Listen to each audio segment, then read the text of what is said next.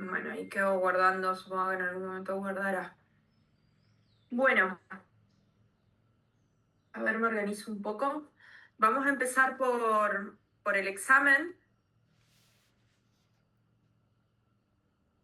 Primero, felicitarles a los que aprobaron, a los que sacaron buenas notas, que son pocos, pero hubo algunas excepciones. Em, y bueno, según el promedio que estuve viendo de aprobados y desaprobados, en este segundo parcial pasó lo que habitualmente sucede en los exámenes y que yo también se los he venido adelantando, que es un examen mucho más complejo que el primer examen, por lo que contiene este segundo examen. Y generalmente los déficits de aprendizaje de la materia en varias líneas, tanto aquellos que vinieron retrasando el estudio y que no hicieron un seguimiento constante de la materia conforme yo les había propuesto que lo hagan desde el principio, porque realmente es la única manera de poder entenderlo, entender esta materia tan inmensa, como aquellos que hicieron muy poca práctica en sus casas de casos. eh, y seguramente habrá algún porcentaje a los que, al que le cuesta la abstracción porque tiene una cabeza preparada, digamos, para otro tipo de aprendizaje y está muy bien, pero bueno, derecho penal hay que aprobarla de todas maneras, a pesar de que eso es posible. Creo que les he contado mi experiencia de cuando era alumna. A mí me costaba muchísimo todo el derecho privado porque nunca pude estudiar de memoria, no tengo una cabeza que registre información de memoria y era así la propuesta de estudio de esas materias en mi época, al menos, y tuve mucho más facilidad para poder estudiar en la carrera de grado derecho penal y entenderlo. Eh, pero eso tiene que ver con, digamos, la construcción que cada uno tiene preparada, físicamente preparada para el aprendizaje. Ahora, también es cierto que si uno sabe que tiene cierta dificultad para la abstracción, por ejemplo, bueno, hay que hacer los esfuerzos para eso. Yo, independientemente de que cuando era estudiante, me pongo como ejemplo porque es lo que me acuerdo de experiencia propia, ¿no? No porque sea un ejemplo de nada en absoluto, pero simplemente para compartir experiencias que por ahí a alguien le puede servir. Aquellas materias que a mí más me costaba aprender por la forma de aprendizaje, por ejemplo, aprenderme de memoria artículos del Código Civil o leyes enteras o conceptos enteros que tenía que aprenderme de memoria para después poder ponerlo en un examen tal cual decía el libro, eran las materias en las que yo más me esforzaba por aprender, eran las materias que yo agarraba con más tiempo, eran las materias que yo más libros leía, eran las materias que yo más tiempo le dedicaba a estudio. Eh, y en ninguno de los casos me fue mal, de hecho tengo un promedio bastante bueno en esas materias que también me costaba aprender. Bueno, digamos, ¿no? O sea, he sacado buenas notas, no porque es una condición preexistente, sino por puro esfuerzo. Entonces, eh, en definitiva, esta materia, como todas las materias, como los procesos de aprendizaje en general en la vida, tiene que ver con el esfuerzo, ya sea porque nos tengamos que esforzar en leer, porque nos tengamos que esforzar en dedicarle tiempo, porque nos tengamos que esforzar en la práctica. En cualquier caso, es una cuestión de esfuerzo. No hay otra manera. No hay fórmulas para aprobar materias. Y decía que eso se ve reflejado porque, bueno, hay un porcentaje mayor, si bien es mínimamente mayor, pero es un porcentaje mayor en definitiva de insuficientes de aquellos que aprobaron en el curso. Entonces, más de la mitad del curso se fue al recuperatorio. sin contar los ausentes, por supuesto. Primero voy a trabajar cada caso en particular para que ustedes sepan cómo fue el proceso de corrección y demás. Ustedes saben que no tenemos la oportunidad en el curso a distancia, digamos, no tenemos la oportunidad de que yo les haga una devolución individual a cada uno y que ustedes puedan ver la corrección de sus exámenes y demás. Pero en cualquier caso, se acordarán lo que escribieron y les voy a plantear las correcciones, la corrección en general. Primero, digamos, cuáles son las alternativas de resolución de cada uno de los casos correctas. Ustedes saben que en muchos casos no hay una sola alternativa, pueden haber varias, y ustedes podrían eventualmente optar por alguna de ellas. Respecto al caso número 1, no voy a repetir el caso, es el caso del chofer de colectivo que tiene algunos lapsos de desmayo, de pérdida de conciencia, unos días previos a los que se presenta lo mismo a su lugar de trabajo. En el trabajo se desmaya y termina atropellando a 2 personas y causándole la muerte a esos peatones. Y la pregunta concretamente era si puede sostenerse la existencia de una conducta por parte del procesado. La forma, digamos, correcta hoy en día, con la doctrina con la que trabajamos hoy en día este tipo de casos, digamos, con la doctrina actual con la que trabajamos este tipo de casos, en principio la respuesta es que no hay acción. Entonces nosotros cuando uno analiza la acción que está analizando, la acción, la tipicidad, la antijuridicidad y la culpabilidad del sujeto es respecto al momento en el que se comete el hecho. Uno no puede analizar la acción ni la acción previa ni la acción posterior, ¿no? Entonces, o por lo menos no la puede analizar a los efectos de valorarla para ver si el hecho es o no típico. La única manera de valorar la tipicidad de un hecho es haciendo un análisis completo respecto a cómo se comportó el sujeto en el momento en el que se realizó el hecho o que se cometió el hecho. Y en ese momento el sujeto claramente no realizaba acción porque estaba en un supuesto de involuntariedad, ¿no? Se desmaya y por lo tanto hay, digamos, una ausencia completa de voluntad, como el caso de un coma, etcétera, que coloca al sujeto en un supuesto de falta de acción.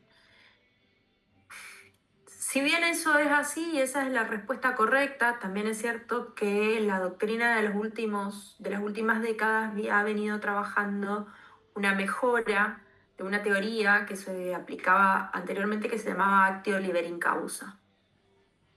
La actio liberi causa tuvo 2 formulaciones.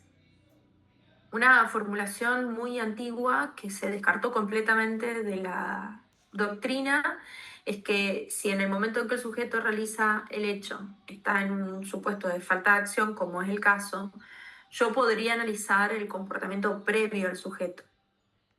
La actio liberi causa supone que en ese momento previo, si yo encuentro un acto libre en su causa, por eso se llama actio liberi causa, un acto libre, una voluntad libre en la causa que origina todo el desencadenante posterior, yo podría imputarle ese resultado al sujeto a título de dolo, porque el acto, la causa, era libre en su origen. Entonces, de alguna manera yo estaría haciendo una suerte de Frankenstein, digamos, del comportamiento del sujeto y agarrando el dolo de un momento anterior, no cuando se produce el hecho, sino antes del hecho, y valorándolo a la luz del resultado producido por el sujeto, que es en un momento posterior. Esa formulación del actio liberi causa está completamente descartada. Yo no puedo decir que en el momento en que el sujeto choca a otra persona lo hace con dolo. Porque no hay dolo. Dolo es representación de los elementos típicos del tipo penal y el sujeto no actúa representándose en el momento anterior que tiene una persona enfrente y que la va a matar, simplemente porque en el momento anterior no había una persona enfrente. En el momento anterior el sujeto estaba en su casa decidiendo irse a trabajar lo mismo. Y ahí no hay una persona enfrente y él no está conduciendo su colectivo y por lo tanto no hay un riesgo, no hay una interpretación de un hecho riesgoso concreto. Si se quiere hay un riesgo abstracto, pero nunca podría haber un hecho concreto de muerte, de dolo, homicida.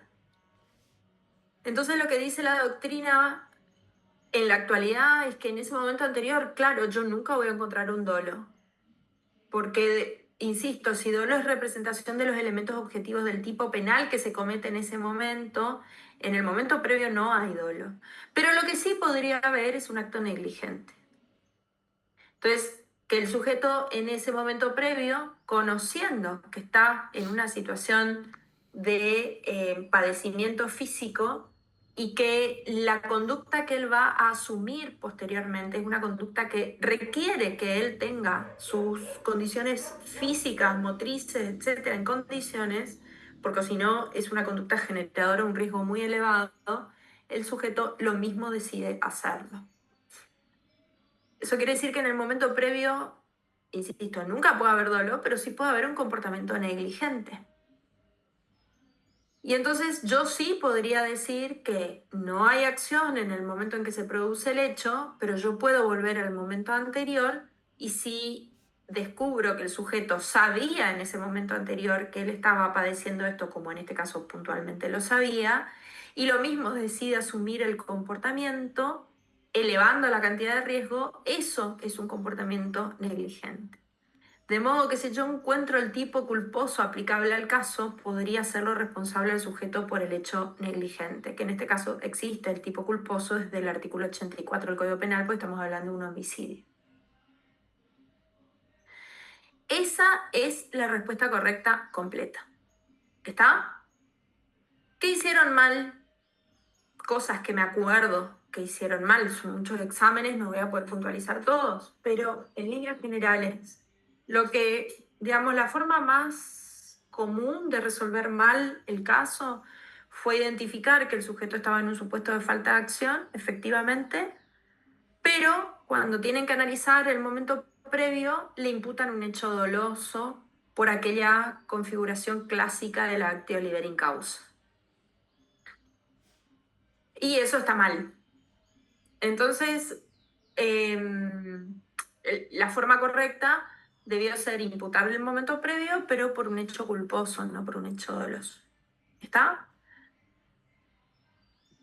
A partir de ahí hay un montón de, digamos, eso respondido de forma completa, o sea, aquellos que respondieron que no hay acción, pero que sí puedo verificar el hecho previo, pero por un comportamiento doloso, si hubiesen respondido de forma completa eso, yo le descontaba solo la mitad del puntaje. Le puse 1,50. ¿Por qué? Sí, acertaron en la parte en que no hay acción. Ahora, aquellos que además de poner mal la imputación del momento previo, dijeron que no hay acción, pero que no hay acción por una fuerza física irresistible, o que no hay acción sin decir la razón, o que no hay acción y analizaron cualquier otra cosa como la tipicidad del comportamiento, claro, tienen todavía menos puntos. ¿Está? Profe, yo puedo Sí, hablar. Miguel. Sí, doctora. Yo así tal cual como usted está resolviendo, yo resolví en la acción cerré ahí, pero aclarando abajo que si se analiza la conducta precedente, tiene un grado de culpabilidad. Y ahí le corté, doctora. Yo no sé por qué saqué un punto, doctora, ni, no sé. Mira, Costa sacó un punto, yo no sé. Por presentarse uno, doctora, saca ese puntaje. Yo no sé si lo que escribí estuviera todo mal o qué pasó, pero así tal cual, como usted está diciendo, yo resolví ese caso, nada más que puse, primero resolví el caso 2 y después resolví el caso 1. No sé si hubo una confusión en la Miguel, corrección que usted... Sí, señora. no, Señora. no hubo ninguna confusión en ninguna corrección. Yo no me acuerdo de los exámenes de absolutamente todos. Imagínese, Miguel, que yo no puedo hacer una devolución individual acá, porque es absolutamente imposible. Si quiere después, por privado podemos chequear su examen. En particular, si usted tiene alguna... A ver, quiero dejar aclarado esto, chicos, porque si no es imposible, es una evaluación que no se termina nunca más. Yo no puedo volver a chequear todos los exámenes. ¿Está? No lo voy a hacer. Los exámenes están corregidos y la nota es esa. Ahora, si alguien sabe específicamente que puso algo distinto a lo que yo estoy diciendo que pusieron mal, pero no guitarreada, específicamente, ¿está seguro que yo corregí mal su examen? Y me da la razón del por qué, entonces ahí lo voy a rever.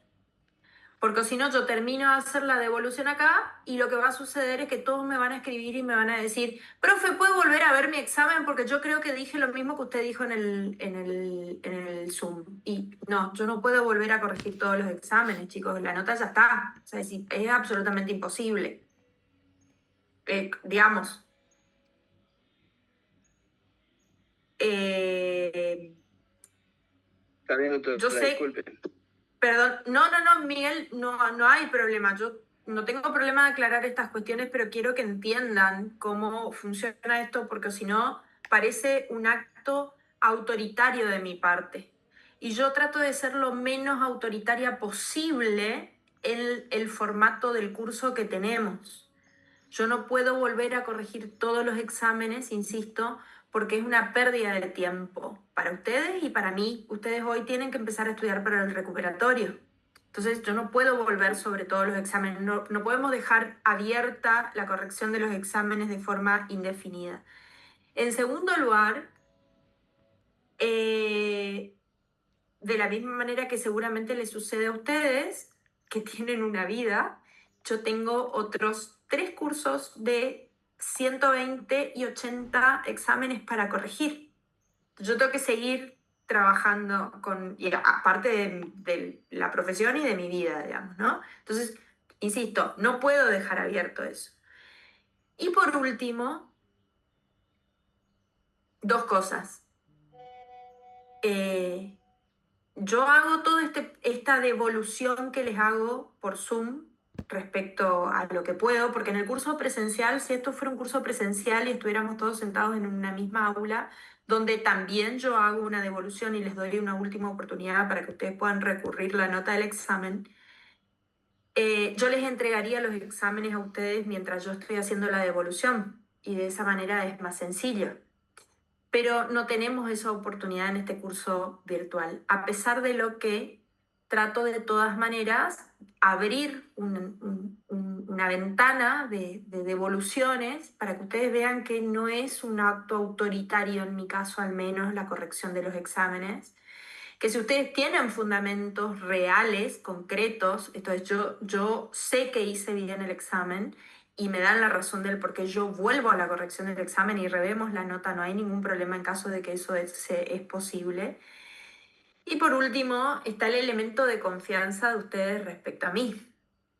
Entonces, yo no estoy acá para embromarle la vida a nadie, yo estoy acá y creo que hago el mejor esfuerzo para que ustedes puedan aprender la materia y creo que hay elementos que pueden hacer que ustedes confíen en mi corrección.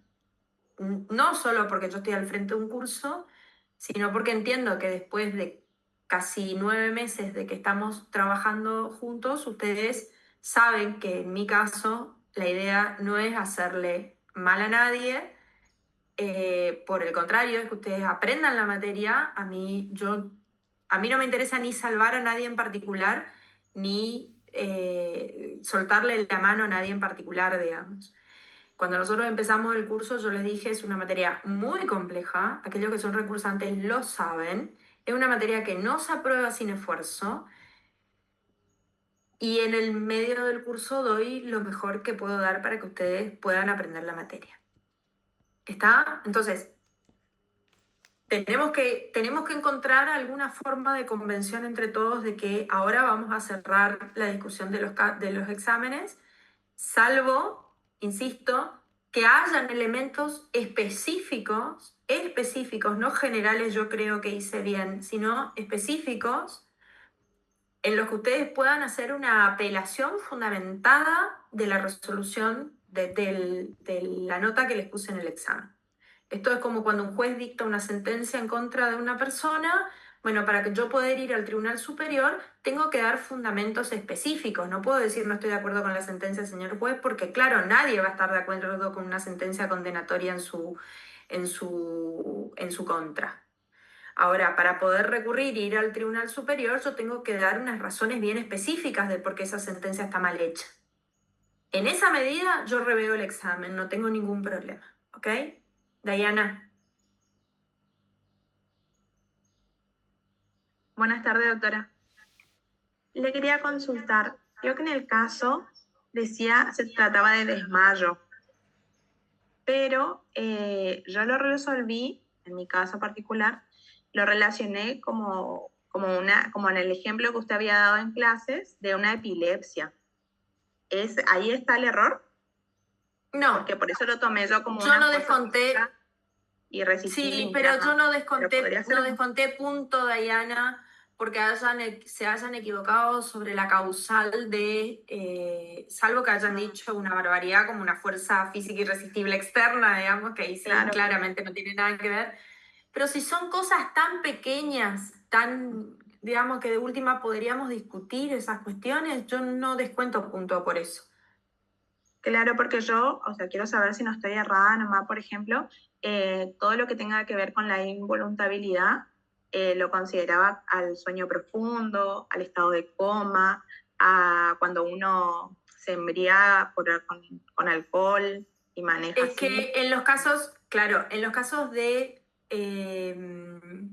fuerza física irresistible, es una fuerza que te hace hacer cosas, Diana. Por eso la epilepsia. El desmayo no te hace hacer cosas, sino que no te deja tomar decisiones. Por eso es un supuesto de involuntabilidad, como los casos del sueño profundo o del coma. ¿Es un estado de inconsciencia, doctora? ¿Cómo? Perdón. ¿Sería un estado de inconsciencia? Sería un supuesto de estado de inconsciencia, exactamente. Perfecto, doctora, gracias. Igual insisto, Diana, yo no recuerdo haber descontado punto por algo específicamente, por ese detalle específico, salvo que haya alguna otra cosa que esté mal, ¿está? Sí, doctora, lo que pasa es que como tengo que estudiar de nuevo para ir al recuperatorio, no quiero volver a cometer el mismo error. Bueno, Eso no. a ver, otra cosa que es necesario, yo sé que ustedes ya pasaron por un proceso de examen y que ustedes ya trabajaron con casos, pero se darán cuenta que cuando uno resuelve el caso de forma escrita, todos ponen cosas distintas, nadie resuelve lo mismo, aunque, digamos, en líneas generales algunos le peguen en la respuesta en línea, digamos, haya puesto fuerza física irresistible. Sí, está bien, pero puso fuerza física irresistible, pero después dijo una sarta de cosas que no tenían nada que ver. Por ejemplo, dijo que el caso estaba justificado porque... Y no es una cuestión de justificación, es una cuestión de fuerza física irresistible. Entonces ahí no me pueden decir, pero yo puse fuerza física irresistible. Sí, bueno, pusiste fuerza física irresistible, pero después resolviste el caso para el lado de los tomates diciendo cualquier cosa que se nota, cualquiera que sepa derecho penal, nota que estás tirando información con tal de llenar renglones en una página. ¿Está? Que es a lo que yo le llamo guitarreada. Ahí es cuando uno nota la falta de solidez en el conocimiento. Bien, paso al caso número 2. En el caso número 2, otra cosa que quería aclarar, por una cuestión de gravedad, yo generalmente le pongo al caso que es más difícil más cantidad de puntos. Entonces, en este caso, el caso número 1 y número 2 tenían asignado 3 puntos cada uno y el caso número 4 el caso número 3 un puntaje de 4 puntos. ¿Está? En el caso número 2, bueno, era esta persona que estaba pescando y que sabía nadar muy bien, pero que estaba pescando y resulta que alguien empieza a pedir auxilio. Y él no hace nada y se va, ¿está? Y alguien salva a esa persona. La pregunta básicamente en este caso era si ese hecho podía encuadrar en el artículo 108 del Código Penal. El artículo 108 del Código Penal prevé un tipo de omisión de auxilio que es un supuesto de omisión propia o de omisión simple. Y la pregunta era si este caso encuadraba o no adentro de ese artículo. La respuesta es que sí. Ahora, a partir de ahí, muchos respondieron bien. El tema es a partir de ahí la fundamentación. Porque por eso yo insisto tanto en la fundamentación. Si ustedes solamente ponen sí, sí es imputable por el artículo 108 y ahí repiten cosas del caso. Sí es imputable por el artículo 108 porque él era un excelente nadador y escuchó que el otro gritó y no se dio vuelta y se fue y el otro casi se ahoga y justo es salvado por otra persona. Están repitiendo elementos del caso. Me están repitiendo el caso y ahí lo único que hay de fundamentación es sí es imputable por el artículo 108, pero no me están dando la razón del por qué es imputable por el artículo 108. Y para que uno pueda decir que un caso encuadra en el artículo 108 o en cualquier artículo del Código Penal, tipo del Código Penal, es necesario analizar los elementos objetivos de ese tipo. Entonces, para que ustedes me puedan decir que ese caso encuadra en el artículo 108, me tienen que decir, primero, cuáles son los elementos objetivos que tipifican el artículo 108 y luego cuáles son los datos del caso que hacen que ese elemento objetivo esté presente en el caso. ¿Cuáles son los elementos objetivos del tipo penal del artículo 108? Teniendo en cuenta de que se trata de una omisión propia, la situación de peligro para un bien jurídico, la realización de una conducta diferente a la debida y la posibilidad física o técnica de realizar con el comportamiento debido. Esos son los elementos. ¿Cómo se dan esos elementos adentro del caso? Situación típica. Hay una persona que está pidiendo auxilio y que está a punto de ahogarse. Esa es la situación típica porque es una situación de peligro para un bien jurídico. 2, posibilidad de realizar la conducta debida. Claro que tenía la posibilidad de realizar la conducta debida si este sujeto era un excelente nadador, podría haberse tirado a nadar y salvarlo. 3, realización de una conducta diferente a la debida. Claro que realizó la conducta diferente a la debida si en vez de hacer eso se dio vuelta y se fue a su casa. Bueno, esa es una respuesta completa. Por lo tanto, el hecho es típico del artículo 108 del Código Penal. Aparte, por supuesto, de analizar el dolo. Entonces, el sujeto se representa todos los elementos del aspecto objetivo. Ustedes ya saben que el artículo 108 solo es doloso, no es culposo. Por lo tanto, si fuera culposo, debería ser atípico.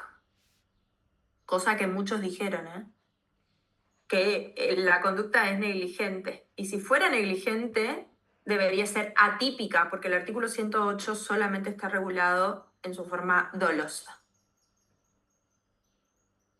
Entonces, la respuesta correcta es la respuesta completa. Encuadra en el artículo 108 porque se da una situación típica, situación de peligro para el bien jurídico, la persona se está ahogando.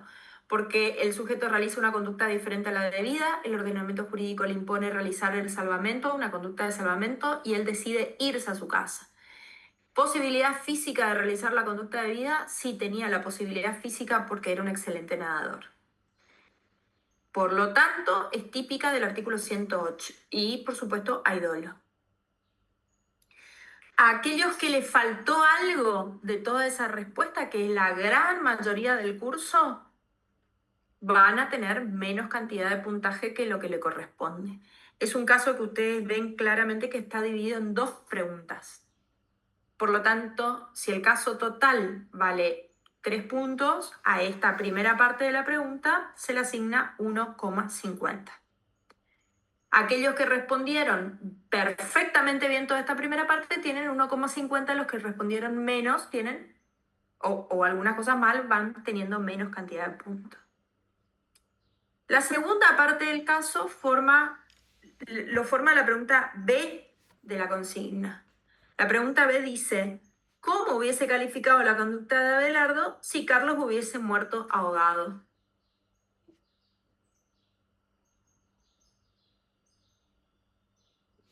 Claramente, la diferencia que hay entre un caso y el otro no es el resultado típico. Entonces, el resultado no incide en absolutamente nada. Podríamos decir efectivamente que acá hay un resultado típico, por lo tanto hay un elemento que configura la omisión impropia. También hay nexo de evitación, otro elemento que configura la omisión impropia, pero lo que no hay es posición de garante. Entonces, la respuesta correcta a la pregunta B es que si hubiese muerto, encuadraría exactamente en el artículo 108 del Código Penal. ¿Por qué? ¿Cuál es la razón por la que encuadra en el artículo 108 del Código Penal? Porque no hay posición de garante. Entonces el resultado típico no modifica en absoluto la imputación. Y por supuesto que espero que digan algunas palabras respecto a por qué no hay posición de garante. Doctora. Sí. Yo sé que me equivoqué, que me confundí, que puse que había posición de garante en la segunda respuesta. Me di cuenta que no tenía una posición de garante Abelardo porque no creo el riesgo y claro, no creo el riesgo y no tenía una relación especial con Carlos. O sea, no había un vínculo. Que no es que no tenía una relación especial ni que no tenía un vínculo. Es que el bien jurídico vida de Carlos no estaba bajo su Claro. cuidado en absoluto. Porque no tenía un vínculo, porque no tenía una relación especial, porque no había ningún tipo de compromiso, porque no había nada que haga que el bien jurídico vida de Carlos, o no sé cómo se llamaba, esté bajo el cuidado del autor.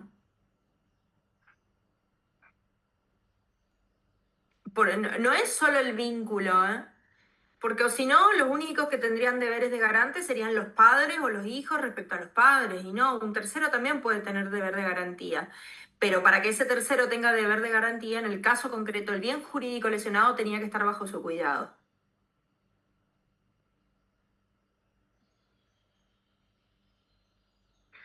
Bueno, por último, el último caso, que era el que más puntaje valía,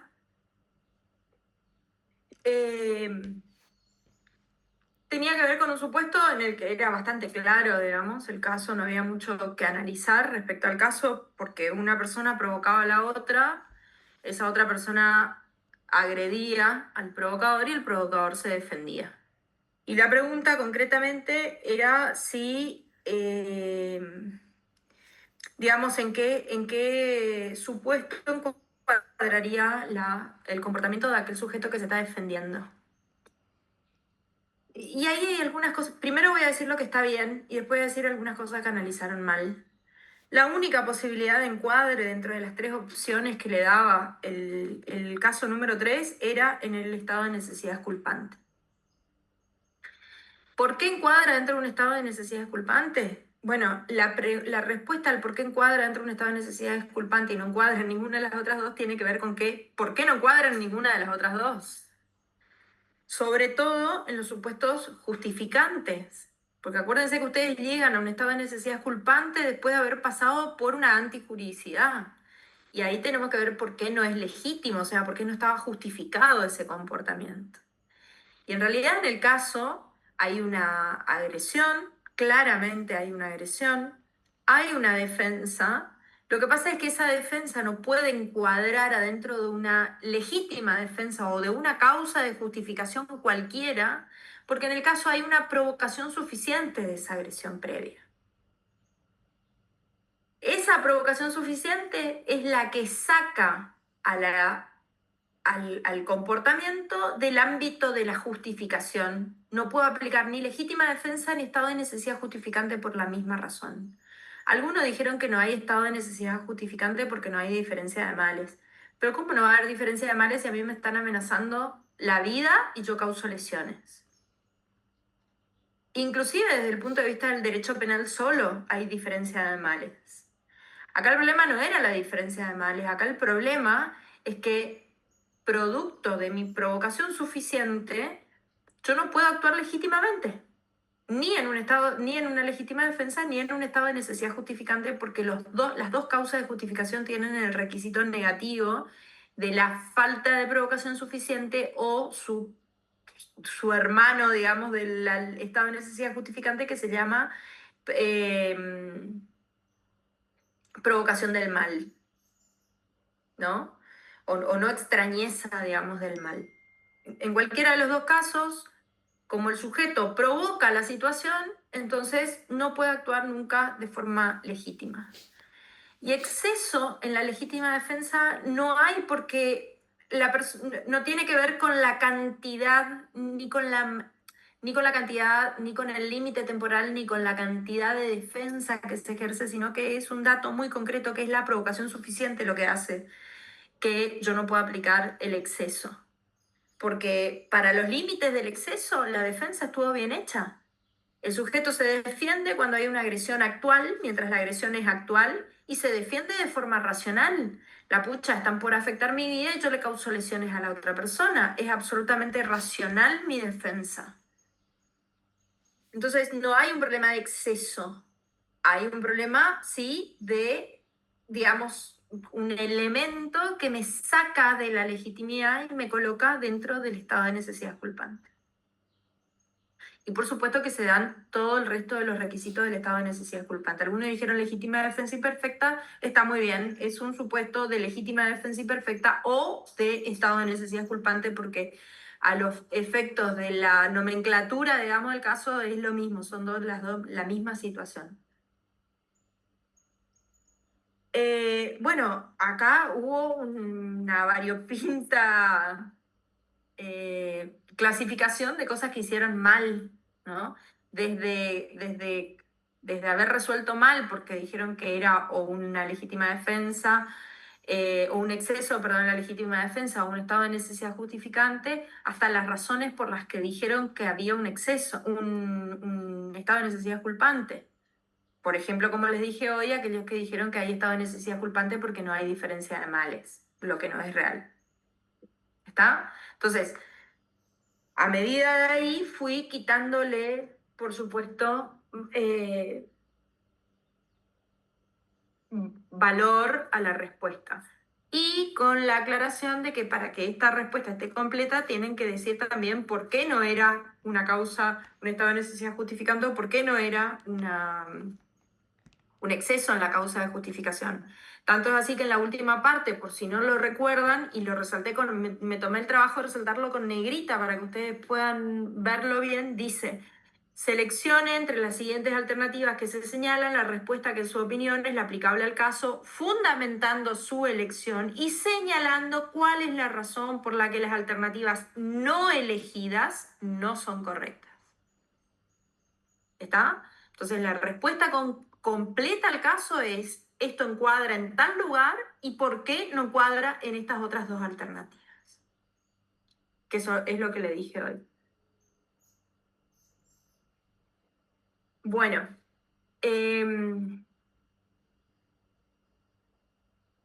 había otra cosa que yo les quería decir, que ahora que veo la lista de asistencia, me acordé de cuando estaba tomando asistencia porque hubo un problema con un alumno.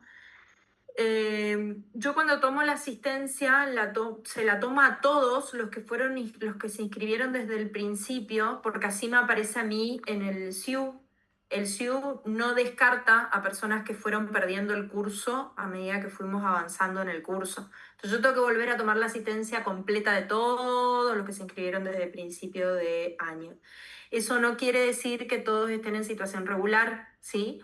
Que yo siga llamando a personas, a la asistencia, a personas que ya perdieron el curso no significa que pueden volver al curso, ¿está? O sea, es que ya perdieron el curso, yo lo sigo llamando solamente porque por un problema del sistema no se puede descartar del SIU aquellas personas que han perdido el curso. Y yo es ahí a donde tengo que poner la asistencia, entonces lo sigo llamando. ¿Está? Bueno, ¿alguna otra pregunta que tengan al respecto? Aquellos que quieran, porque insisto, tengan elementos para poder discutir la corrección, no hay ningún problema. Me escriben por privado después que terminemos el curso, la clase del día de hoy. Yo voy a dejar hasta la noche para pasar a a las personas encargadas de cargar las notas de ustedes al SIU. ¿Está? Entonces, hasta la noche no hay problema, podemos corregir en la medida, insisto, en que hayan razones fundamentadas para hacer esa corrección. A aquellos que me digan, profesora, ¿puede rever mi examen? Simplemente yo no lo voy a rever. La nota está puesta.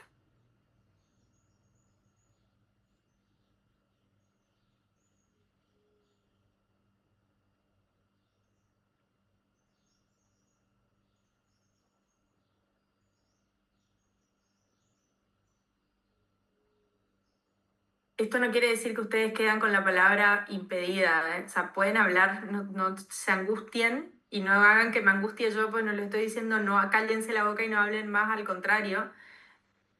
Pero lo que sí me interesa es que en este caso en particular hablemos con fundamentos para poder hacer una apelación. Por último, y después de esto sí arrancamos con la clase, el examen recuperatorio va a ser un examen presencial que va a ser el viernes próximo. Yo voy a estar presente y el examen va a durar 1 hora y media nada más y el resto del tiempo vamos a dar clase. Entonces, irán al recuperatorio aquellos que hayan ido a recuperar la materia, pero vamos a tener clase a partir de las 2:30 de la tarde. ¿Ok? ¿Cuándo sería el recuperatorio, doctora? El viernes que viene a las 13 horas presencial en Clorinda. La clase es presencial en Clorinda a partir de las 14:30 horas. Diana. Doctora, muchas gracias. Doctora, el viernes es feriado, igual tenemos clase nosotros, ¿cierto? Sí. Bien, y otra consultita nomás. Quiero entender lo de el estado de necesidad disculpante, una duda nomás que tengo. A ver, veo que se da el injusto penal en ese caso.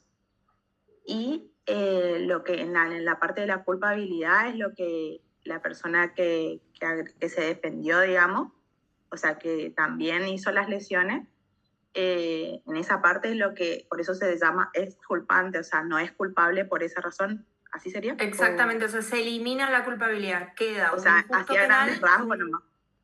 queda un injusto penal no culpable y por lo tanto no hay delito, porque para que haya delito tiene que haber culpabilidad. Ah, bueno, gracias, doctora.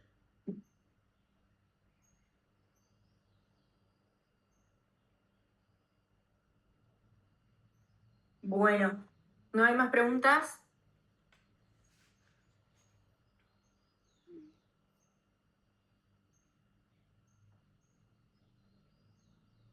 La clase pasada nosotros habíamos empezado a trabajar con tentativa. La clase pasada no sé hace cuántos siglos fue, pero la última clase habíamos empezado a trabajar con tentativa. ¿No es así? ¿No? ¿Dónde quedamos la última clase?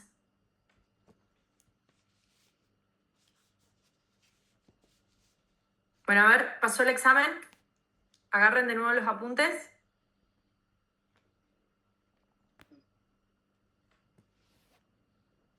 Profe, yo lo último que tengo es exceso del artículo 35 del código y culpabilidad. Ah, bien, no entramos entonces en tentativa ni en autoría y participación. No, Bueno, No, todavía, lo profe. vamos a... porque después ya tuvimos la clase de repaso. Bueno, suponiendo entonces que, más allá de aquellos que, bueno, tengan que hacer un paso más de examen e ir al recuperatorio, básicamente lo que estamos haciendo a partir de esta clase es deshacernos, no deshacernos, pero sí dar porque no nos vamos a deshacer hasta fin de año de nada de lo que vayamos dando, pero sí dar por cerrado el estudio de la teoría del delito, ¿sí? O sea, hasta ahora tenemos todos los elementos y todas las herramientas para poder analizar en un caso concreto si ese caso es una conducta, si esa conducta es típica, de qué delito, de qué tipo penal, si es o no antijurídica y si es o no culpable, y por lo tanto tenemos todas las herramientas para decir de un hecho en particular si ese hecho es o no un delito.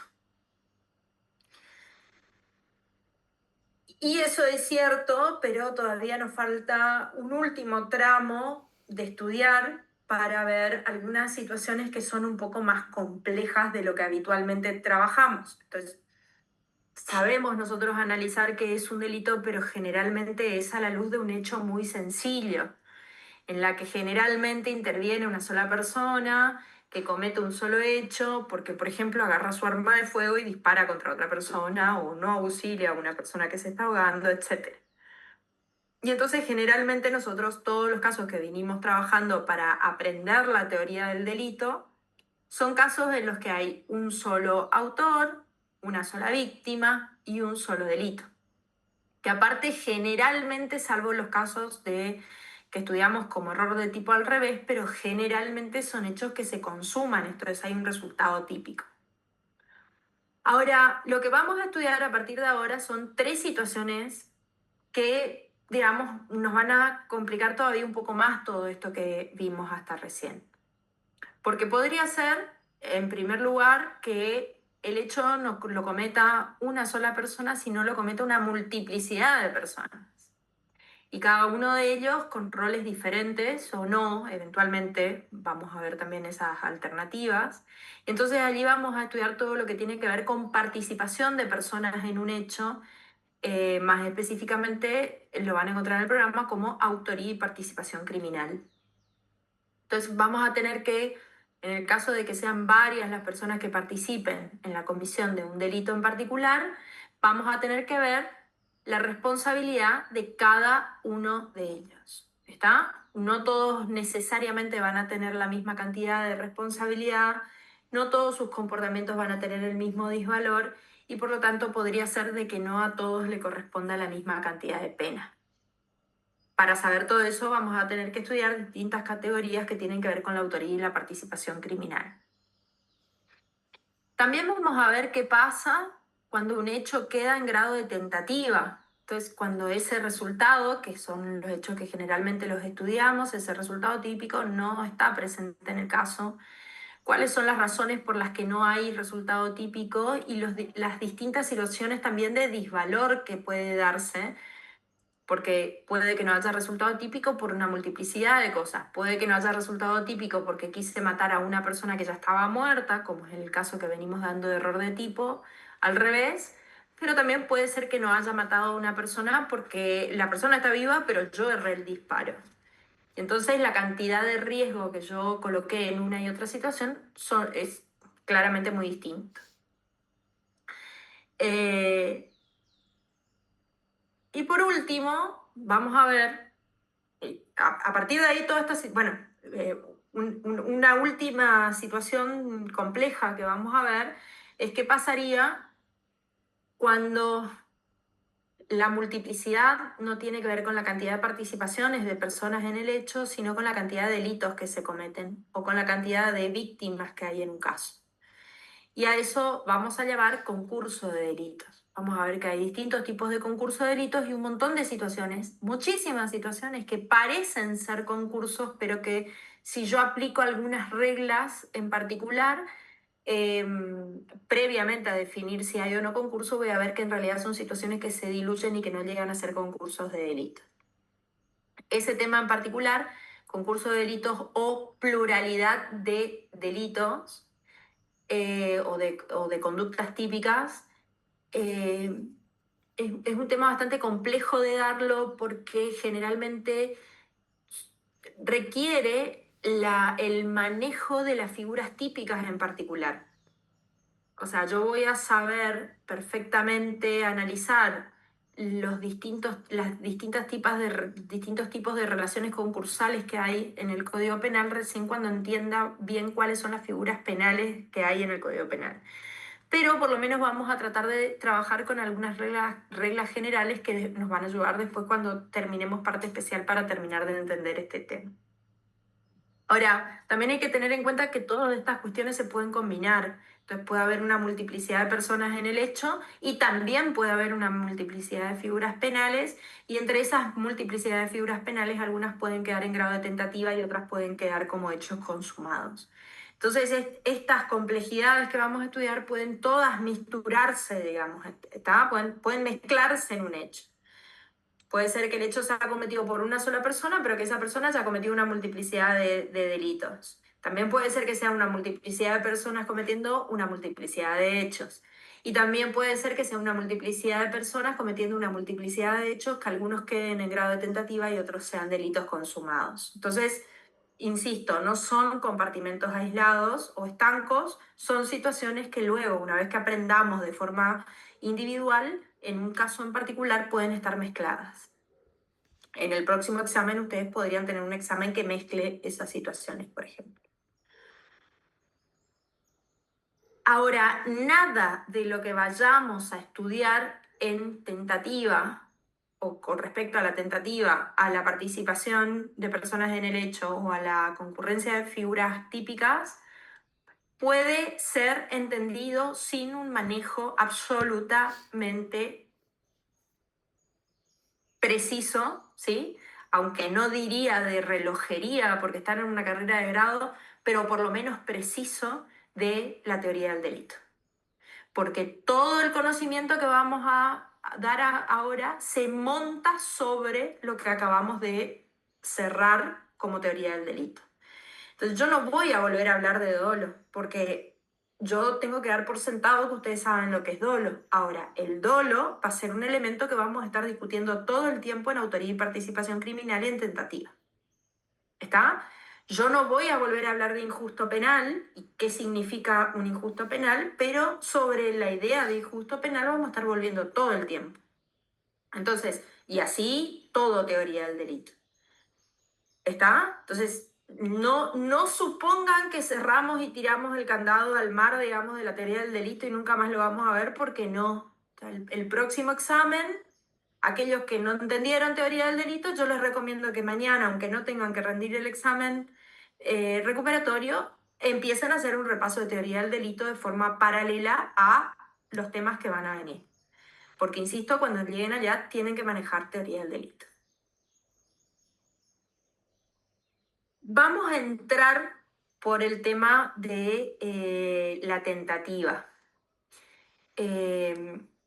Hay otra cuestión más acá que me interesaría resaltar, que tiene que ver con que ustedes a partir de acá, todo el material, que a mí me parece que es un material muy bueno para el estudio, aunque no es suficiente, por supuesto lo recalco siempre, pero que es un material muy bueno porque les dan los distintos puntos de vista que hay sobre las distintas problemáticas, son esos módulos del profesor Domínguez de Naín. El tema es que a partir de este preciso momento los módulos se quedaron sin contenido porque terminan en culpabilidad. Entonces ustedes ya, ese es un material con el que nos van a contar para poder hacer un repaso, digamos, de tentativa, participación y concurso de delitos. Más que nunca, el material que ustedes deberían estudiar es el material del profesor Bacigalupo y del profesor Zaffaroni, con la aclaración de que son puntos de vista que en estos temas son radicalmente diferentes. Radicalmente diferentes. Y para que ustedes puedan, y ninguno de los dos habla del otro. Entonces la única manera que ustedes tienen para ver las posturas que hay en doctrina es leer los dos. Y luego un manual que es súper, yo también ya les dije cuando les recomendé, es mucho más sintético que el del los módulos estos del profesor Domínguez de Naín, que es el manual del profesor Luis González, que tiene todo. O sea, ahí ustedes van a tener hasta concurso de delito, inclusive, no me acuerdo si tiene algo de teoría de la coerción penal, creo que no, creo que termina en esta parte, pero lo cierto es que tentativa, autoría y participación y concurso allí lo van a encontrar, pero es un material de repaso, ¿sí? Es tan sintético que no lo van a entender si no leen, nos apoyan en otro material. Directamente hay cosas que simplemente las pone al tipo concepto, digamos, no tiene ningún tipo de desarrollo. Bueno, Entonces empecemos con lo más fácil, porque es lo que más trabajado lo tenemos, al menos de forma intuitiva, que es con tentativa. Entonces, ¿qué sucede o qué podría suceder o qué debería suceder cuando un hecho determinado, un comportamiento determinado realizado por una persona, no logra el objetivo buscado, que era consumar el delito? En principio, todos los delitos pueden ser eh, tentados, todos los delitos, aclaro, que sean dolosos, porque no existe la tentativa culposa, solamente hay tentativa de delitos dolosos. Vamos a ver después por qué, cuál es la razón, pero en principio todos los hechos, tanto que tienen previsto un resultado típico o que no tienen previsto un resultado típico, como los delitos de pura actividad, son delitos que pueden o podrían, hay algunas discusiones allí en doctrina, ser realizados a través de una tentativa. Nosotros vamos a trabajar con el clásico ejemplo de un delito de resultado, porque es lo más fácil para poder trabajar, ¿sí? Entonces, supuestos en los que hay creación de un riesgo jurídicamente disvalioso, pero el resultado típico no se produce. Esa es, digamos, pero sin embargo hay dolo. Esa es la estructura clásica de una tentativa. Si ustedes tuvieran que pensar gráficamente cómo dibujar una tentativa desde el punto de vista de la tipicidad de esa tentativa, porque acuérdense que es en la tipicidad donde yo defino la tentativa. Bueno, una tentativa sería un hecho que tiene creación de un riesgo jurídicamente disvalioso, pero no se produce el resultado.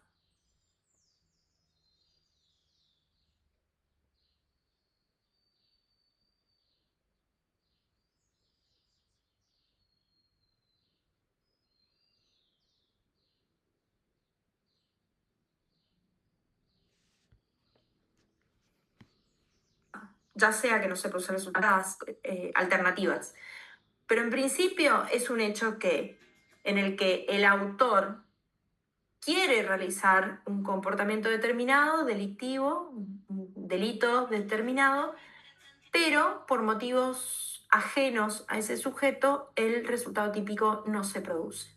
Entonces, desde el punto de vista objetivo, insisto, tenemos creación de un riesgo jurídicamente disvalioso, pero no producción de un resultado típico. Y desde el punto de vista subjetivo, lo que tenemos es un dolo, ¿está?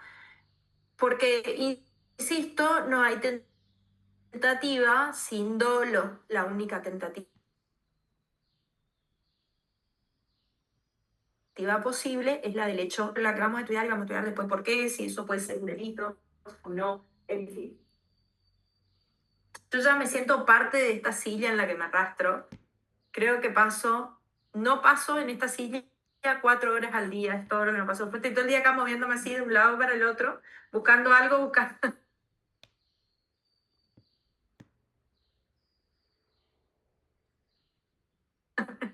Acabo de almorzar, chicos, qué vida. Bien, empezamos. ¿Dónde está previsto la tentativa? O sea, lo primero que tenemos que decir es que la tentativa está prevista en el Código Penal argentino. Hay códigos penales que no tienen prevista la tentativa. En nuestro caso tenemos prevista, y hay una pena establecida para un hecho tentado.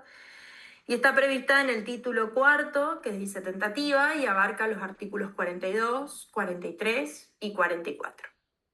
¿Está? Ahí es donde vive la tentativa. Les pido a todos que tengan los códigos penales y que lo vayamos leyendo juntos, porque es importante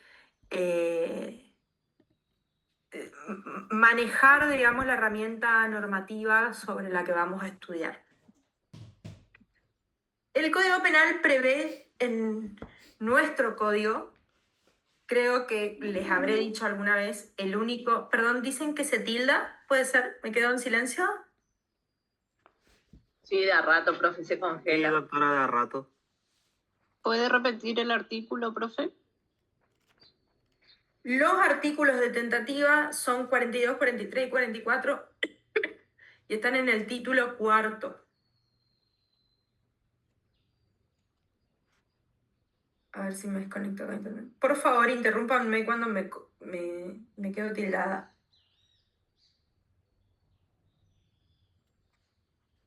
Quiero desconectar internet de mi... Ahí está. Por ahí mejor. El artículo 42, que es el primer artículo de este título, probablemente sea uno de los pocos artículos del Código Penal que tienen un concepto, porque generalmente todos los institutos que vamos estudiando a través de la teoría del delito y demás, no hay un concepto legal, digamos, normativo. Lo que hay es un concepto construido por la doctrina eventualmente y un poco acompañado por la jurisprudencia, etcétera, pero no hay conceptos en el Código Penal. Siempre digo lo mismo, nuestro Código Penal no tiene un concepto de dolo. Hay algunos códigos penales que sí tienen un concepto de dolo, sin embargo el nuestro no. Pero sí hay un concepto de tentativa. Es el único concepto que hay en el Código Penal y está previsto en el artículo 42. Fíjense que tanto es así que el 42 lo único que tiene es un concepto, porque no tiene ni siquiera las consecuencias previstas para el caso de la tentativa, pero sí ese concepto. Dice: el que con el fin de cometer un delito determinado comienza su ejecución, pero no lo consuma por circunstancias ajenas a su voluntad, sufrirá las penas previstas en el artículo 44 del Código Penal. Entonces, quiere decir que las consecuencias previstas para un hecho en el que una persona tiene la finalidad de cometer un delito, pero no lo consuma por circunstancias ajenas a su voluntad, están en el artículo 44 del Código Penal.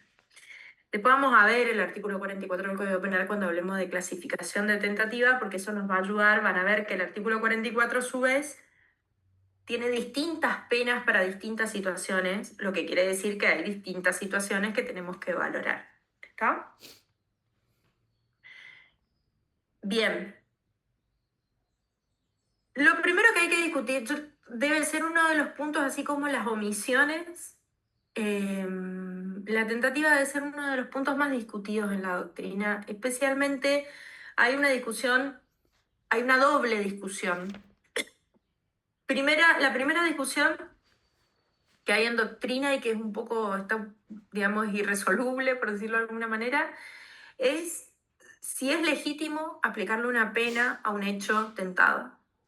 Entonces, ¿cuál es la razón por la que podemos aplicarle una pena a un hecho que no quedó consumado? Y ahí vamos a hablar de los fundamentos de la tentativa. Vamos a ver si realmente hay algún fundamento para aplicar una pena o no. Y la segunda discusión es en torno a cuándo hay un hecho tentado. Entonces, cuando un hecho no es consumado, pero sí casi se consumó, digamos, y merece la pena de la tentativa, y cuáles conductas directamente escapan a la posibilidad de aplicación de una pena, porque están de alguna manera resguardadas por principios constitucionales que hacen imposible la aplicación de una consecuencia penal o jurídica. Empecemos por la primera pregunta. La primera pregunta es en torno a si estamos legitimados para aplicarle una pena a un hecho tentado. ¿Y por qué esa pregunta? Bueno, la pregunta parte de una cuestión bastante sencilla. El Código Penal prevé en la parte especial una serie de delitos con determinadas penas para el caso de las personas que cometan esos delitos.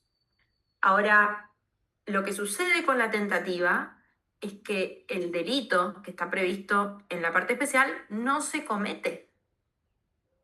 Digamos, en la parte especial, por ejemplo, hay un artículo que dice: el que matare a otro tendrá una pena de 8 a 25 años. Y entonces hay una justificación para aplicarle una pena al que...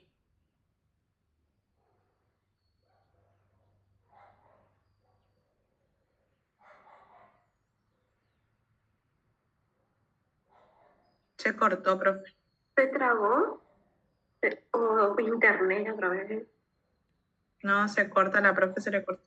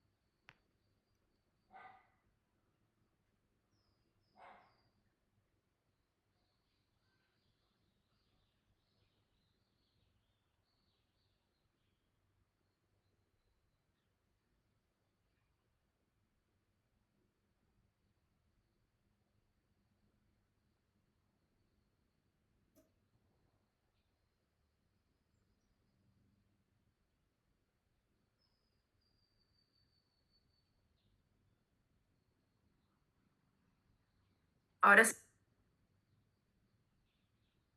Ahora sí, profe. Tengo una camionetita de personal Flow acá afuera.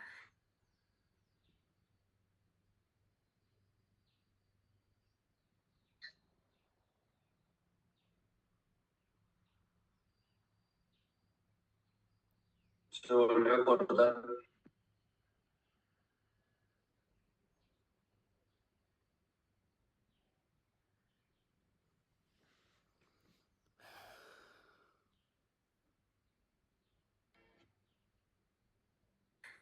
Que me temo que están...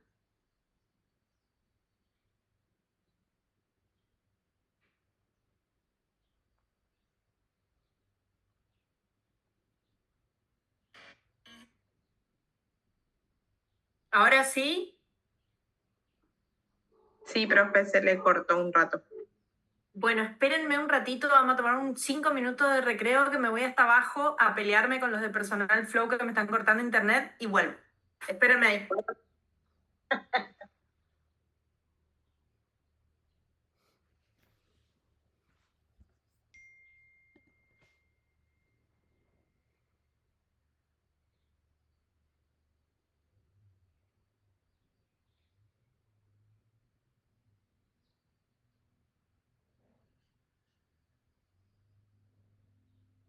Especialmente contra el crimen. Aquí también está presente mi corazón, o mi coronel Villazón.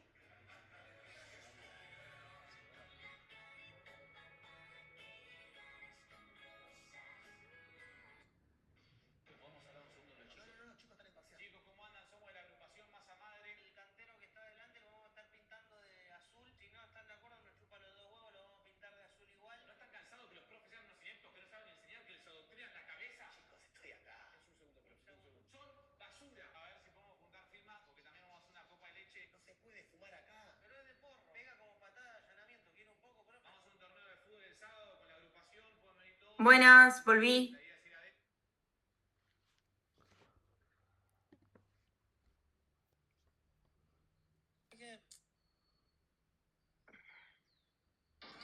Tan rápido peleado, profe. No tiene mucho sentido pelear con gente que te dice que no tiene nada que ver. O sea, no puedo hacer una relación de causalidad porque no tengo las herramientas para hacerlo. Bueno. ¿En qué estábamos?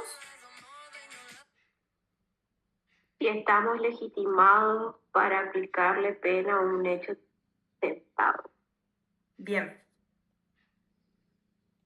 Entonces les decía, ¿por qué nos deberíamos hacer esta pregunta? Bueno, deberíamos hacernos esta pregunta básicamente porque el Código Penal, cuando prevé la sanción de los delitos en la parte especial, el Código Penal prevé esa sanción con un hecho que efectivamente encuadra en ese tipo penal. Fíjense que el esfuerzo que nosotros hacemos todo el tiempo es de ver que un hecho encuadre en un tipo penal determinado. Si seleccionamos el artículo 79, por ejemplo, del Código Penal, el esfuerzo en el trabajo de tipicidad que tenemos que hacer es ver si ese hecho encuadra dentro de ese tipo penal, y para eso tenemos que ver que se den todos los elementos objetivos y los elementos subjetivos previstos en el tipo.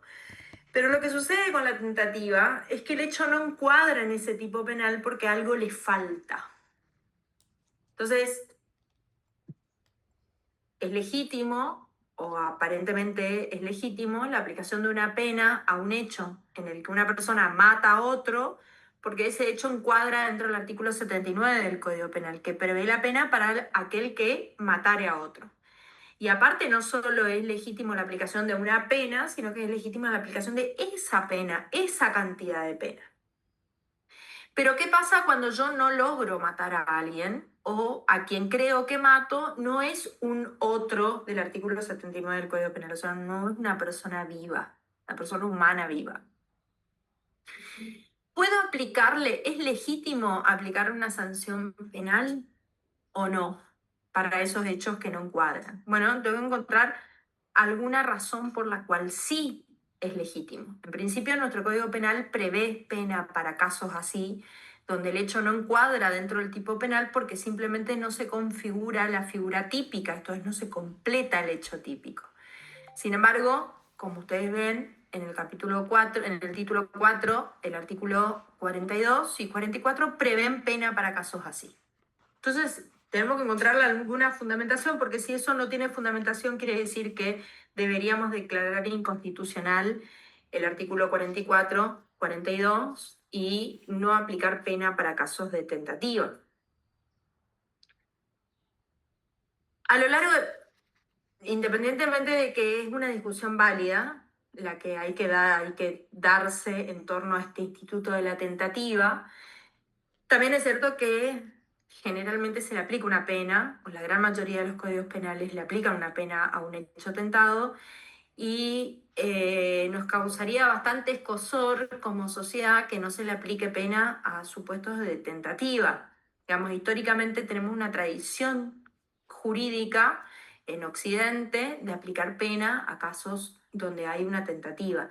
Está bien, pero el tema es cuál es la fundamentación de la aplicación de esa pena.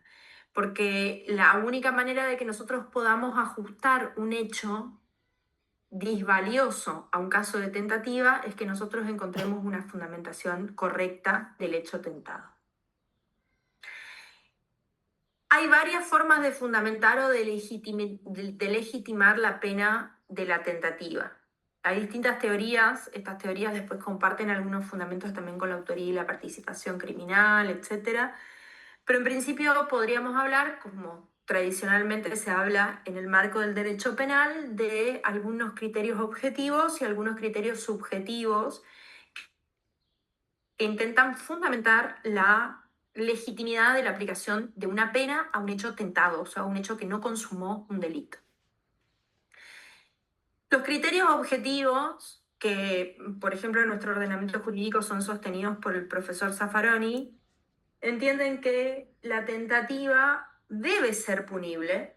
Entonces, yo le debo aplicar una pena a un hecho que ha quedado en grado de tentativa y que no consumó el delito, básicamente porque la tentativa supone o significa la realización de un riesgo concreto de lesión para un bien jurídico determinado.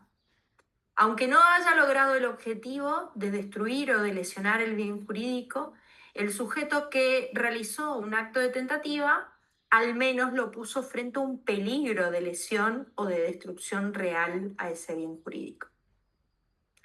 Y esa magnitud del peligro al que es sometido el bien jurídico producto del comportamiento del autor de la tentativa es lo que justifica la aplicación de una pena para una tentativa. Este criterio objetivo tiene algunos problemas. Está muy bien sostenida la idea del peligro, lo que prevé constitucionalmente el principio de lesividad penal.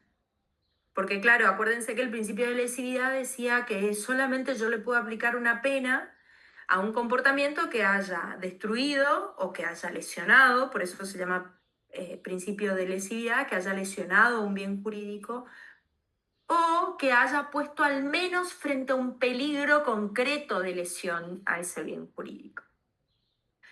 Todo comportamiento que no haya puesto frente a un peligro concreto de lesión a un bien jurídico, al menos, no puede ser delito. Por más que nos cause repulsión, por más que nos cause una impresión increíble, por más que nos parezca aberrante y por más que Crónica TV, TN, Canal 13 y La Nación Más nos pase las 24 horas ese hecho ocurrido, en la medida en que ese hecho no genere un peligro concreto de lesión para un bien jurídico determinado, no puede ser considerado ni siquiera un acto de tentativa. Ahora, esta idea o este criterio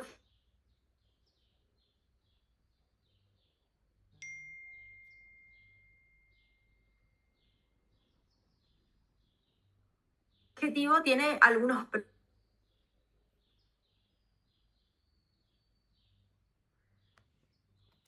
Se le tilda, profe.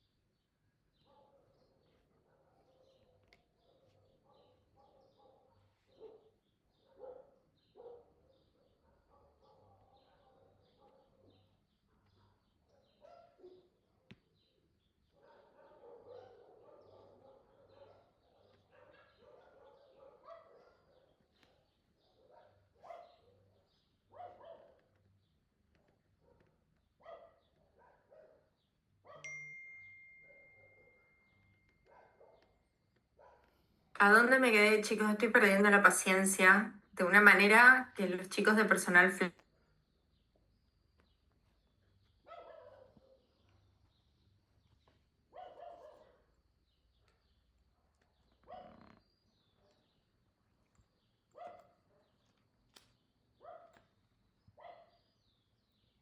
aún no lo están dimensionando.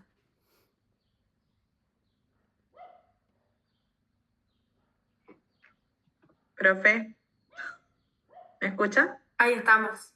¿Estamos? Sí. Usted quedó donde Sí. decía, estaba hablando de los criterios objetivos y dijo que esos criterios objetivos tienen problemas.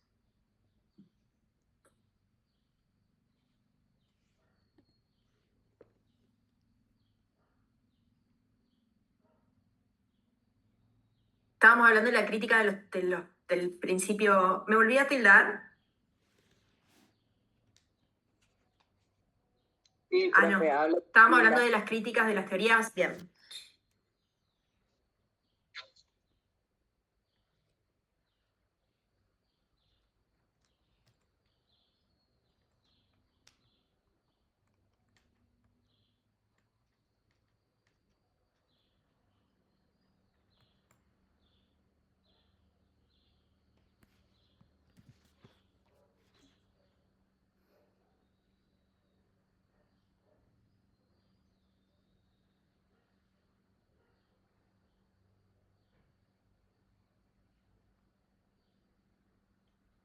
El tema que plantean las teorías objetivas.